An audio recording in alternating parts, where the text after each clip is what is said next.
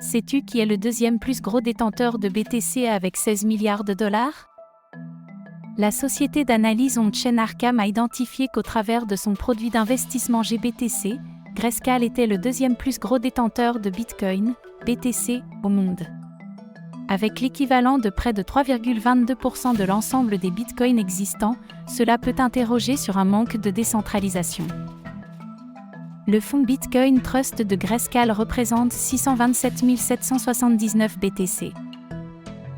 La semaine dernière, Arkham avait déjà identifié Grayscale comme étant le deuxième plus gros détenteur de TH grâce à son produit Grayscale Ethereum Trust. Cette semaine, la société d'analyse on-chain a également mis en lumière que le gestionnaire d'actifs était aussi le deuxième plus gros détenteur de Bitcoin, BTC, au travers du Grayscale Bitcoin Trust, GBTC. Au total, ce sont ainsi 627 779 BTC qui composent les différents portefeuilles de Grayscale pour une valeur totale de 16,2 milliards de dollars, ce qui est cohérent avec le montant annoncé sur la page commerciale du GBTC. En novembre 2022, alors que la tempête FTX commençait, un vent de méfiance pesait sur l'écosystème et de nombreuses rumeurs accusaient différents acteurs ci et là d'hypothétiques insolvabilités. Tandis que la fameuse preuve de réserve était sur toutes les bouches, Grayscale s'était ainsi exprimé pour défendre son souhait de ne pas communiquer ses adresses publiquement, évoquant des raisons de sécurité. Malgré cette volonté, les travaux d'investigation des équipes d'Arkham les ont amenés à identifier plus de 1750 adresses, chacune ayant moins de 1000 BTC.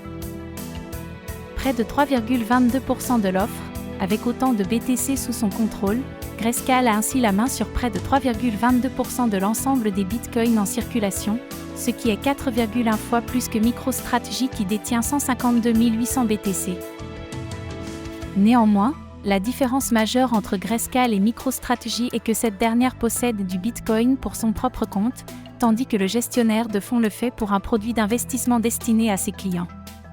Malgré tout, cela soulève des questions liées à un manque de décentralisation. Cela était déjà le cas avec les exchanges centralisés de crypto-monnaies, mais il est important de prendre conscience qu'à mesure que l'écosystème se développera, c'est une tendance qui prendra de plus en plus d'ampleur. En effet, il paraît inévitable que les ETF spot sur le Bitcoin finissent par être acceptés tôt ou tard aux États-Unis, ce qui devrait amener un flux important de capitaux. Le revers de la médaille est que pour assumer cette liquidité, les quelques acteurs institutionnels proposant lesdits ETF devront détenir des réserves équivalentes de BTC, que ce soit en self-custody ou via des partenaires stratégiques. Il ne sera donc pas surprenant que de plus en plus, la tendance à voir les crypto-monnaies concentrées dans les mains de quelques entités s'accentue.